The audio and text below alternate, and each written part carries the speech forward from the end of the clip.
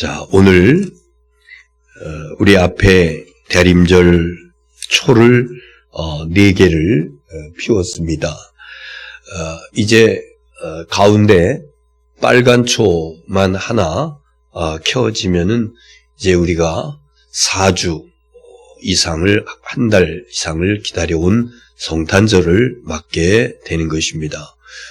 그래서 이 대림절에는 촛불을 하나씩 한 주마다 켜면서 주님의 오심을 기다리고 준비하고 사모하며 그리고 나를 돌아보며 회개하는, 그래서 이 색깔도 마치 그 부활절 전에 고난주간 그 전까지 쭉 이어지는 사순절 컬러와 같은 보라색이다 말씀드렸어요.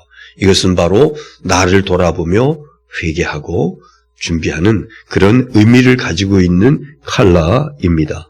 오늘도 이 복된 주일에 이렇게 주님의 제단에서 그리고 또한 가정에서 함께 예배드리는 우리 사랑하는 성도님들과 여러분의 가정 위에 하나님의 크신 은혜와 복이 넘치기를 주님의 이름으로 축원합니다.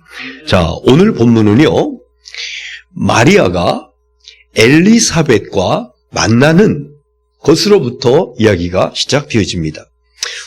우리가 마리아는 잘 알겠는데, 마리아 예수님의 어머니, 엘리사벳은 누구냐? 본문에 나타나는 엘리사벳은 누구냐? 엘리사벳은 제사장 사가랴의 아내인데, 그 당시에 제사장들이 서로 순번을 짜가지고 성전에서 이렇게 불을 펴고 하는 이런 일들을 감당하는데, 이 사가랴라고 하는 그 제사장이 엘리사벳의 남편이 순번이 되어서 이 성전에서 그 일을 감당할 적에 천사가 나타납니다.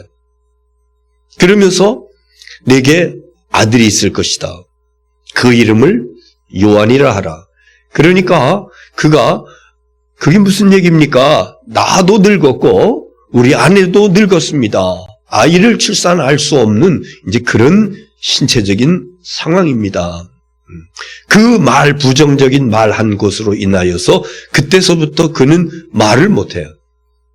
나중에 이제 아기를 낳고 혀가 풀리게 됩니다만은, 그의 아내 바로 엘리사벳이라고 하는 그런 여인인데, 그 마리아가 갑자기 먼 곳에 살고 있는 친척벌 되는 나이 많은 할머니 엘리사벳을 방문하는 그런 것으로 시작이 됩니다. 본문을 한번 보겠습니다. 1장 39절에 39절 시작. 이때에 마리아가 일어나 빨리 산골로 가서 유대 한 동네에 이르러 40절 사가랴의 집에 들어가 엘리사벳에게 문안하니. 마리아가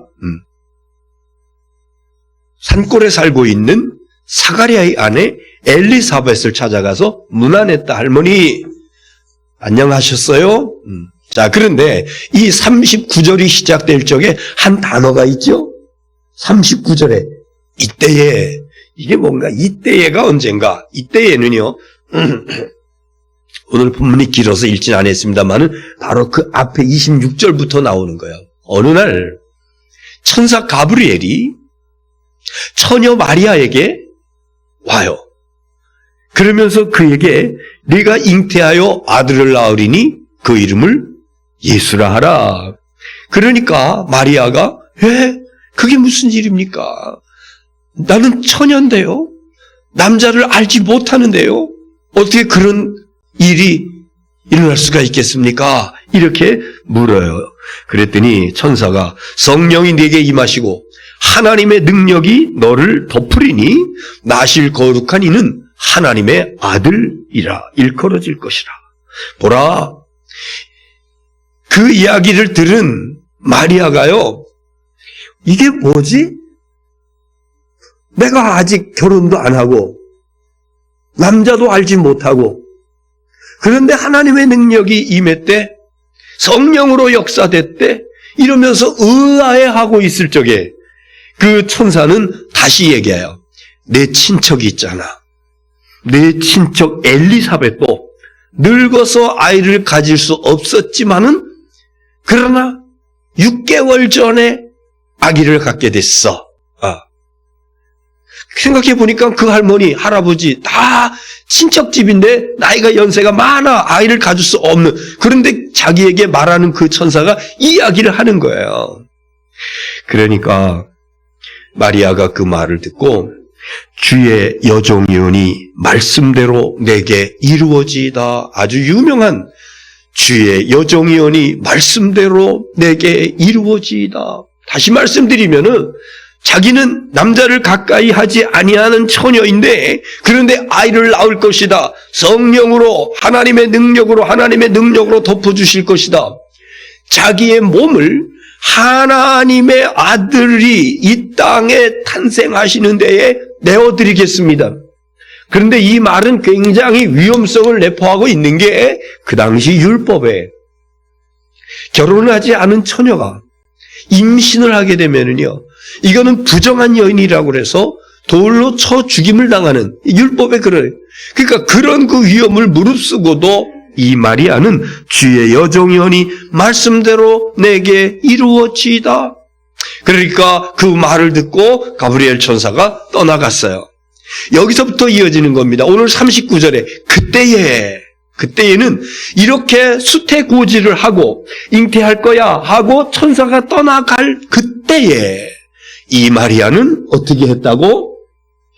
일어나서 빨리 산골로 가서 그 산골에 살고 있는 자기 친척 되는 엘리사벳을 문안했다. 왜 그랬을 것 같아요? 왜 천사가 떠나자마자 단걸음에 산 쪽으로 뛰어가가지고 거기 살고 있는 엘리사벳 할머니를 왜 만났을까? 왜 인사하러 갔을까? 사실인가? 이게 사실인가? 우리 그 할머니가, 먼 친척 볼 때는 할머니가 지금 연세가 몇 세인데 그런데 정말 아기를 가졌을까? 6개월이나 됐을까?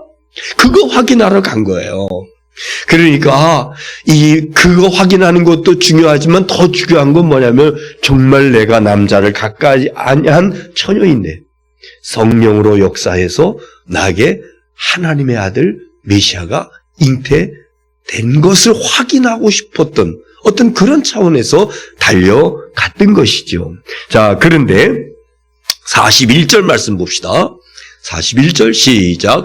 엘리사벳이 마리아가 문안함을 들음에 아이가 복중에서 뛰노는지라 엘리사벳이 성령이 충만함을 받아. 마리아가 그 산속으로 한참을 그러면서 헐떡헐떡거리면서 할머니 저 왔어요. 저 마리아예요.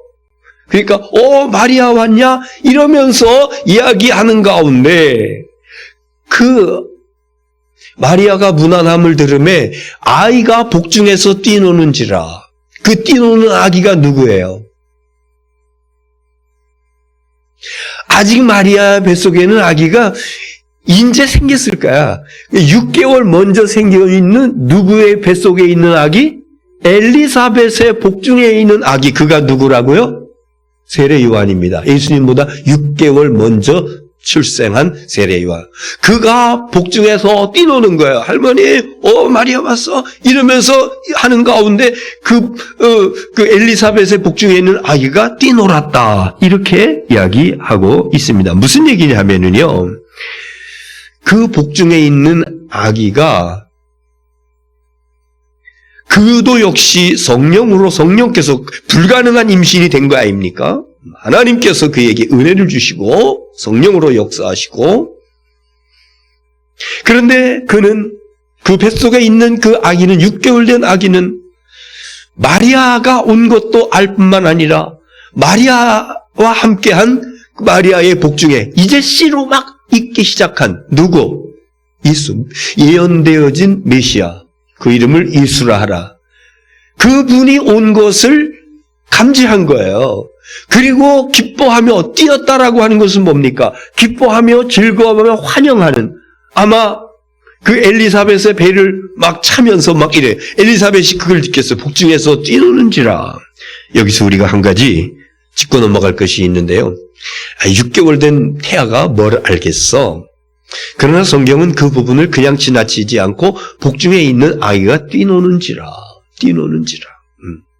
영으로 잉태되어지고 하나님의 은혜로 잉태되어지는 그 아이들이 얼마나 서로 영적인 교감이 되었든지 아무튼 그 6개월 된 세례 요한은 예수님과 그의 어머니가 자기 집을 방문하고 만나러 온 이것이 얼마나 기뻤는지 감사하면서 즐거워하면서 뛰노는 어떤 그런 그 모습을 성경은 아주 간결하게 이렇게 기록을 하고 있는 것입니다.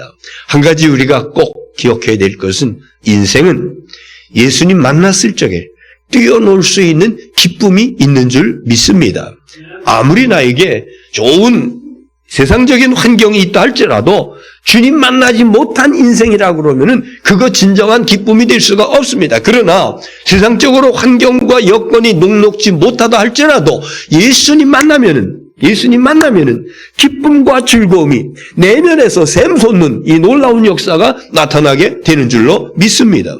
그래서 우리가 이 4주간 동안 대림절을 기다리면서 준비하는 것도 근본 성탄절에 예수님을 내가 만나야 돼. 주님 나 만나 주시옵소서. 주님 나를 만나 주시고 내 근심과 걱정과 염려와 질고 이 모든 것들을 다 소멸하여 주시고 기쁨이 샘솟듯 하도록 은혜 나리워 주시옵소서. 이 기도가 여러분에게 응답되기를 주의 이름으로 축원합니다. 우리는 코로나로 인하여서 예배도 제대로 드리지 못합니다. 어디 마음대로 다닐 수도 없습니다. 그렇다고 우리 집에 누가 방문하는 것도 자식이라 할지라도 달갑지 않은 이런 비상한 시국입니다. 근본 성탄절에 예수님 만남으로 원천적인 기쁨이 여러분에게 임하는 놀라운 역사가 있어지기를 주의 이름으로 축원합니다. 자, 그 다음에 엘리사벳이 그 친척벌 되는 할머니가 마리아의 방문을 받고 어떤 반응을 보였는가? 41절서부터 다시 한번 보겠어요. 41절 시작. 엘리사벳이 마리아가 무난함을 들으매 아이가 복중에서 뛰노는지라. 엘리사벳이 성령의 충만함을 받아. 엘리사벳이 성령의 충만함을 받아. 그 다음 절 42절 시작. 큰 소리로 불러 이르되 여자 중에 내가 복이 있으며 내 태중의 아이도 복이 있도다. 아멘. 엘리사벳이요 성령이 충만했다고 그랬어요. 그래서 마리아가 자기 앞에 오는 것을 보고 참 너는 복이 있는 사람이야. 그리고 태중에 있는 내 아이도 복이 있느냐. 이런 이야기를 합니다. 여러분, 엘리사벳이 지금 마리아에게 되어진 일을 알고 있어요? 모르고 있어요? 원래는 몰라야 되는 거야. 왜 그런 거 아니? 천사가 방금 전에 마리아에게 나타나서 얘기하고 갔고 먼 그 거리의 산속에 살고 있는데 이 마리아에게 있었던 이 일을 몰라야 되는 거야. 그런데 지금 압니다. 아는 그 이유가 뭐냐? 어떻게 알았냐 하면은 무엇이 충만했다고? 성령이 충만했다. 성령이 충만하니까 하나님께서 그에게 영적인 지각 능력을 주셔서 마리아에게 지금 어떤 일이 일어나고 있는지, 처녀가 어떻게 아이를 갖게 되는지 이것을 지금 알고 있는 거예요. 그러면서 그 마리아를 향해서 너는 복된 여인이야. 그리고 나실 아기도 복된 분이야. 그 당시에 결혼 풍습을 봐서요. 15세, 16세, 17세 요 정도에 이제 약혼을 하고 결혼을 하고 이스라엘은 조혼, 일찍 결혼을 합니다. 16세 정도의 소녀입니다. 사실 임신했다고 하는 것은 무서운 거예요. 죽을 수도 있는 겁니다. 할머니가 임신한 거는 아무 문제가 되지 않아.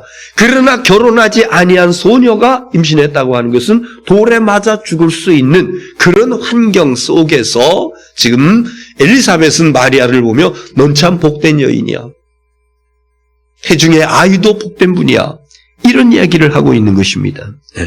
여러분, 우리가 신앙생활하면서 성령의 능력을 덧입지 아니하고는 우리가 하나님의 이 일을 알 수도 없고 이해할 수도 없고 받아들일 수도 없고 성경 말씀이 이해될 수도 없고 믿어지지도 아니하고 성령의 역사가 아니면은 성령께서 우리 가운데 역사해 주심으로 교회 밖에 있는 세상 사람들은 그거 말 같지 않은 소리 하지 마. 그렇게 얘기한다 할지라도 성령께서 우리와 함께 하심으로 우리는 성경 말씀을 읽으면서 이해되어지고 믿어지고 인정되어지는 줄로 믿습니다.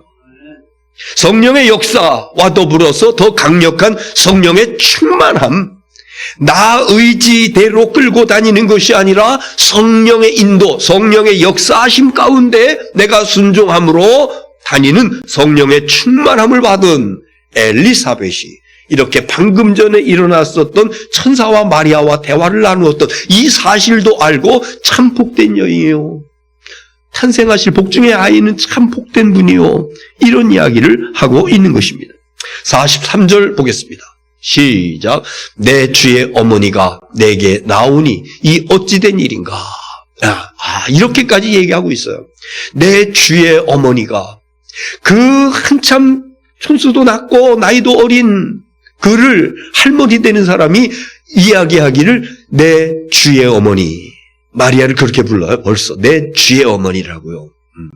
주의 어머니, 예수님의 어머니, 메시아의 어머니. 그래서 이것을 지금 다른 말로 마리아를 일컬을 적에 주님의 어머니. 그래서 거룩한 성자를 써가지고 무슨 마리아? 성모 마리아라고 하는 것이 바로 이런 데서 기인된 거예요. 주님의 어머니. 사실 우리 개신교에서는 마리아의 지위가 인정받지 못합니다.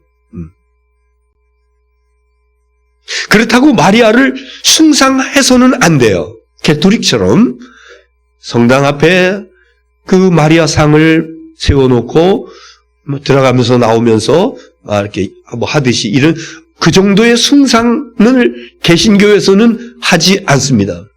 그렇지는 않다 할지라도 마리아를 배척해서는 안 된다. 배척해서는 안 된다.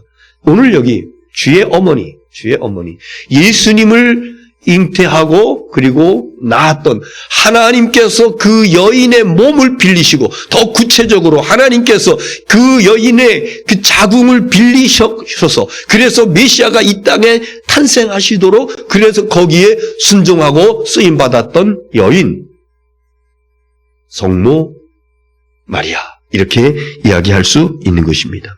45절 보겠습니다. 45절 시작. 주께서 하신 말씀이 반드시 이루어지리라고 믿는 그 여자에게 복이 있도다. 마리아의 믿음이 어떤 믿음인고 하니 주께서 하신 말씀이 반드시 이루어지리다 라고 믿는 믿음이었어요. 주께서 하신 말씀은 반드시 이루어집니다. 주께서 가브리엘 천사를 통해서 주신 말씀이 반드시 이루어질 줄 믿습니다. 이 믿음을 누가 가지고 있다고? 마리아가 가지고 있다고. 오늘 그래서 첫 번째 메시지는요, 마리아의 믿음입니다. 마리아의 믿음. 마리아의 믿음이 어떤 믿음인가? 하나님의 말씀은 반드시 이루어진다고 믿는 믿음이에요. 근데 여러분, 이게 그렇게 쉬운 거 아니에요. 마리아의 믿음, 우리 한번 같이 합시다. 마리아의 믿음은 목숨 걸고 복종하는 신앙이다. 하나님의 말씀이 이루어질 것을 믿는 믿음인데, 하나님의 말씀이 천사를 통해서 주는 말씀이 내가 잉태하여 아이를 낳으리니 그 이름을 뭐라고 하라? 임마누엘이라. 그 이름을 예수를 하라. 사복음서에 쭉 갈려서 나오고 있습니다만은, 그러니까 그 이야기는 처녀의 몸을 통해서 메시아가 탄생할 거야. 하나님의 말씀이 이루어진다고 하는 것을 믿었던 그 여인, 그것은 그 믿음이 어떤 믿음인고 하니 목숨 걸고 순종하는, 목숨 걸고 복종하는 그런 믿음이었다라고 하는 것입니다. 옛부터 우리 신앙의 선배들이 신앙생활하면서 중요한 세 가지의 덕을 얘기합니다. 복음 3덕이라고 이야기합니다. 첫 번째는 청빈, 탐욕을 버리고 가난을 구차게 여기지 아니며 주님을 따라가는 청빈. 두 번째는 정결, 우리 주님 그리스도와 합일된 하나된 몸으로서 육체적으로 정신적으로 정절을 지켜나간다. 정결. 그 다음에 세 번째 것이 있습니다. 순명입니다. 순명. 청빈과 정결과 순명이라고 하는 것이 바로 목숨 걸고 따른다, 목숨 걸고 복종한다, 그런 뜻입니다. 이 마리아는 지금 순명을 하고 있는 거야. 자기 목숨을 내걸고 그러면서 순종하며 복종하며 나가는 그런 지금 일을 하고 있는 것입니다. 많은 여인 중에서 성모가 되는 것은 귀한 일이에요. 메시아의 육신의 어머니가 되는 것은 놀라운 것입니다. 우연히 된 것이 아니라 하나님께서는 목숨 걸고 복종하는 순명의 마리아의 그 신앙을 하나님께서 아시고 그의 몸을 빌어서 메시아를 탄생하게 했으니 저와 여러분도 한평생 살아가면서 순명, 주님의 말씀이라 그러면은, 주님의 뜻이라 그러면은 그냥 약간 순종이 아니라 무엇을 걸고 순종한다고요? 목숨 걸고 하나님께서 귀하게 여기시는, 우리 하나님께서 놀라운 은혜와 복으로 역사하시는 이런 은혜가 순명의 신앙을 간직하신 저와 여러분에게 있어지기를 주의 이름으로 축원합니다. 자, 그 다음에 이제 마리아의 찬양, 마리아의 믿음은 보았습니다. 마리아의 찬양 46절 7절 시작. 마리아가 이르되 내 영혼이 주를 찬양하며 47절 내 마음이 하나님 내 구주를 기뻐하였음은, 내 영혼이 하나님을 찬양하고 내 마음이 주를 기뻐했다 그랬어요. 그냥 입을 열어서 조금 찬송 부르고 뭐 이 정도가 아니라 내 영혼 깊은 곳으로부터 하나님을 찬양하고 그리고 내 마음으로부터 주님을 기뻐했다. 그 이유 왜 그랬을까? 한번 보겠습니다. 48절 시작. 그의 여종의 비천함을 돌아보셨음이라. 보라, 이제후로는 만세에 나를 복이 있다 일컬으리로다. 아멘. 왜 영혼이 하나님을 찬양하고 내 마음이 하나님을 그렇게 기뻐했는고 하니 하나님께서 여종의 비천함을 돌보셨다 그랬어요. 지금 마리아는 자기의 신앙을 고백하는데 자기는 종이라고 얘기하고 있습니다. 종이라고. 하나님 앞에서 저는 종입니다. 종이라고 하는 것은 주인에 속해 있는 것이고 주인이 주인이 그의 육체와 마음과 그의 영혼 이 모든 것들을 마음대로 할 수 있도록 내어드리는 것. 이게 종입니다. 자기는 하나님의 종이라고, 여종이라고. 그러면서 그 여종임에도 불구하고 또 비천한 사람이다 그랬습니다. 비천한 사람이다. 그렇습니다. 이 마리아는요, 시골 갈릴리 나자렛 아주 시골 동네입니다. 그것도 이제 그 할머니가 살고 있는 거기 산골이라고 그러는데 거기도 역시 마치 산속이에요. 거기서 이름 없이 가난하게 특별하게 크게 배운 것도 없이 내세울 거 하나 없는 그러한 여인. 그 여인은 자기를 얘기하기를 비천한 여인이다. 그러나 주님의 종입니다. 그러면서 이어지는 말씀 보니까 비천함을 돌보셨음이라. 이 단어 굉장히 중요합니다. 돌보셨다. 여러분, 돌본다고 하는 것은요, 어머니가 아이를 돌보는 것을 생각하면은 금방 이해가 됩니다. 뭐 어머니가 아이를 돌보는 것은 차지하고라도 모든 살아있는 것들이 자기 새끼를 돌보는 것은요 정말 지성입니다. 우리 다롱이가 지금 이제 새끼를 낳아서 지금 이제 키우고 3주째 이제 키우고 있는데 지극정성이에요. 내가 한번 만져보려고 그러면은요 막 야단하고 그냥 다른 때보다도 더 누가 근처에 오기만 하면은 자기 새끼들 뭐 어떻게 할까 왕왕거리면서. 새끼들은 지금 통통해가지고 굉장히 묵직해요. 이놈은 지금 빼싹 말랐어요. 갈비가 앙하게 남았습니다. 자기 새끼를 돌보는 모성애의 어떤 그것을 보게 되는데 사람뿐만 아니라 모든 그 생물들이 그런 것이죠. 그런데 이 마리아는 하나님께서 비천한 여종을 돌보아 주셨다고 이렇게 얘기하고 있습니다. 마치 부모가 어린 자식을 돌보듯이 돌보아 주셨다고. 여러분, 하나님이 나를 돌봐 주신다고 하는 것이 어떤 의미인지 아세요? 요즘이야 여러 가지 기구들이, 운반하는 그런 것들이, 기구들이 많이 있어서 별 문제 없어요. 옛날에는 다 지게를 지고, 그러면서 거기다가 뭐 이것저것 다 짊어지고, 그리고 먼 곳을 왔다 갔다 이러면서 살았어요. 한 5리 10리 정도 되는 데를 무거운 지게짐을 지고, 그리고 땀을 뻘뻘 흘리면서 가다 보면은 이제 기진맥진합니다.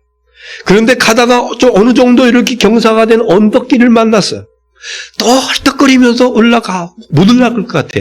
그런데 누가 뒤에서 슬쩍 손 얹어가지고 슬쩍 밀어주면은요, 이게 왜 이렇게 몸이 가벼운지 뒤에서 슬쩍 밀어주는데, 그런데 언제 그러라는 듯이 발에 힘이 와지고 그러면서 쑥쑥 걸어 나갈 수가 있는 거예요. 누가 뒤에서 손을 얹어서 한번 밀어준다. 얼마나 귀한 일인지요. 여러분, 인생길에서 힘들고 고단하고 지치고 쓰러질 것 같은 그때에 우리 하나님께서 여러분의 뒤를 슬쩍 밀어주시면은 그 발걸음이 힘차게 앞으로 나가게 되는 줄로 믿습니다. 이 정도를 지나서 뒤를 슬쩍 밀어주는 걸 떠나서 돌봐주신다고 그러니, 하나님께서 돌봐주신다고 그러니, 마리아는 지금 이것을 고백하고 있는 거예요. 나같이 미천한 여인인데, 나같이 주의 여종에 지나지 않는데, 그런데 하나님께서 나를 이렇게 돌봐주셨다. 그래서 하나님께서 그런 종을, 하나님께서 그렇게 택해 주신 하나님의 자녀를 뒤를 밀어주시는데, 어떻게 밀어주는 거 아니? 51절 한번 보겠습니다. 51절. 오늘 본문에 51절 안 택했었지요. 성경 가지신 분들 다 같이 시작. 그의 팔로 힘을 보이사 마음의 생각이 교만한 자를 흩으셨고, 그의 팔로 힘을 보이사, 누구의 팔이에요? 하나님의 팔로 여러분을 밀어주시는 그 하나님의 팔, 인생길이 힘들고 지쳐 쓰러지고 같은 그때에 하나님의 그 힘센 팔로 밀어주신 그 하나님 힘센 팔, 그 팔이 어떻게 작용하는 거 아니? 마음의 생각이 교만한 자를 흩으시고, 교만한 자는 밀어주시지 않는다, 교만한 자는 돌봐주시지 않는다, 이 이야기하고 있습니다. 그 다음 절 보세요. 52절 시작. 권세 있는 자를 그 위에서 내리치셨으며 비천한 자를 높이셨고, 앞절에서는 교만한 자를 흩으시고 52절에서는 권세 있는 자를 내치시고, 권세 있다고, 나 힘 있어, 나 능력 있어, 나 할 수 있어, 하나님께서 내치신다고. 반대로 비천한 자를 높이신다. 비천한 자, 스스로 지금 나는 비천한 여종이라고 얘기하지 않습니까? 우리 하나님께 높여주신다고요. 간단합니다.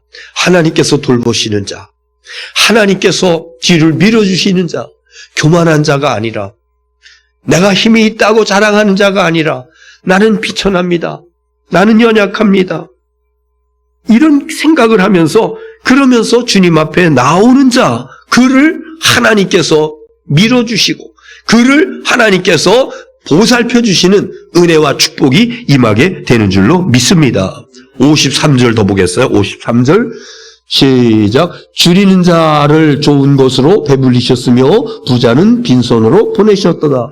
줄이는 자를 좋은 것으로 배불리셨다. 줄이는 자, 여러분, 줄이는 자. 배고픈 것도 여기 해당됩니다만은, 그러나 더 중요한 것은요, 심령이 줄인 자입니다. 심령이 가난한 자입니다. 그 영혼이 가난하기 때문에 그 심령이 가난한 심령을 가지고 메시아 오심을 기다리는 거예요. 의에 줄이고 목마른 겁니다. 심령이 가난한 자입니다. 그래서 하나님의 도우심을 사모하는 자, 그가 가난한 자지요. 그런데 마음이 부자인 자가 있어요. 난 도움 필요 없어. 나는 그냥 지금까지 내 있는 것만 가지고도 충분해. 이거는 부유한 자예요. 가난한 자는 안 돼요. 하나님께서 도와주셔야 돼요.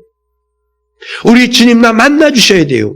주님께서 제 인생의 뒤를 밀어주셔야 돼요. 이러면서 가난한 심령으로 나아가는 그 자들을 하나님께서 돌봐주심으로 앞으로 진행해 나가는 놀라운 축복의 역사가 나타나게 될 줄로 믿습니다. 오늘 말씀 다 드렸어요. 마리아의 찬양의 결론은 뭐냐면은, 나는 하나님의 여종입니다. 종입니다. 저와 이렇게 배워야 될까요? 나도 하나님의 종입니다. 내게 있는 이 모든 것 주님의 것입니다. 주의 팔로 나를 밀어주셔야 되겠습니다. 주의 힘 있는 팔로 나를 밀어주셔야 됩니다. 나를 돌봐주시지 않으면 제가 감당할 수가 없어요. 하나님은 교만한 자를 내치시고 겸손한 자, 그리고 가난한 자, 심령이 가난한 자에게 은혜를 베풀어 주신다. 이게 마리아의 찬양의 결론입니다. 오늘 말씀 다 드렸는데 이제 대림절 네 번째 주일, 마지막 주일입니다. 5일 후면은 성탄을 맞이하게 됩니다. 마리아에 대한 말씀을 돌아봤어요. 여러분, 마리아의 믿음은 하나님의 무엇이 그대로 이루어진다? 하나님의 말씀이 그대로 이어진. 그것을 우리는 복음 3덕 가운데서 세 번째 순명이라고 그랬는데, 순명은 무엇을 걸고 복종하는 거라고? 목숨 걸고 복종하는 게. 지금 마리아는 지금 그 복종하고 있는 것입니다. 마리아의 믿음, 마리아의 순명, 그리고 자기를 종으로 생각하고 영혼과 육체와 나의 모든 삶도 주인 되시는 주님의 것입니다. 이러면서 맡겨버리고, 그리고 우리 하나님은 겸손한 자의 뒤를 밀어주신 하나님이십니다. 이제 닷새 남았어요. 성탄절이. 오늘 이 마리아의 믿음과 마리아의 찬양의 정신 우리가 간직하면서 정말 복된 길을 걸어감으로 인해서 우리 주님께서 여러분을 밀어주시고, 그리고 특별히 주님께서 만나주시는 은혜와 축복이 있어지기를 주님의 이름으로 축원합니다. 기도하겠습니다.